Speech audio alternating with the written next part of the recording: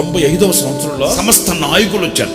Hosanna ministries తరఫున యేసన్న గారు వెళ్ళారంట. Kommanapalli Benjamin గారు ఏదో ఆయన పేరు, పెద్ద పెద్ద సమస్త నాయకులు వచ్చారు కదా. ఆ సదస్సులో యేసన్న గారికి ఒక పాట ఇచ్చారంట. మహోన్నతుడా, నీ కృపలో నివసించుట నా జీవిత ధన్యత అయి ఉన్నదనే పాట పాడుతుంటే జపాన్ నుంచి ఒక పెద్ద సంస్థ అధినేత ఆయనకి జపాన్ లో బయలుదేరేటప్పుడు వాళ్ళు సంఘంగా ఉపవాసం ఉండి ప్రార్థన చేస్తుంటే ఒక ఆయన ప్రవచించాడంట.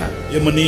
ఇండియాలో నాకిష్టమైన నా కుమారుడిని నీకు చూపిస్తాను. ప్రభు స్పష్టంగా చెప్తున్నాడంట. నేను ఏర్పరచుకుని నా ఇష్టమైన కుమారుడు అడుగు. అతనే పెద్ద ఆయన్ని పర్మిషన్ అడిగి, ఏమండి ఈయన ఎవరు? ఇది సంఘం ఏంటి? ఆంధ్రలో ఉంటాడండి, ఈయన పేరు యేసన్నా. ప్రభు చెప్తున్నాడు ఆయన కాళ్ళు కడగాలి నేను అంటే. ఆయన ఇష్టపడట్లంటే ప్రభు చెప్తున్నాడు. ఆయన వచ్చి యేసన్న గారు పర్మిషన్ అడిగితే అన్న కడగడ్లు అడిపోయాడట. దేవుడు చెప్తున్నాడు అన్న కాళ్ళు కడిగి, ఆ మీటింగ్లు అయిపోయిన తర్వాత 2 నెలలకి వాళ్ళు అన్నకి వీసా పంపించి జపాన్కి వాళ్ళే పిలిపించుకున్నారు యేసన్న గారిని.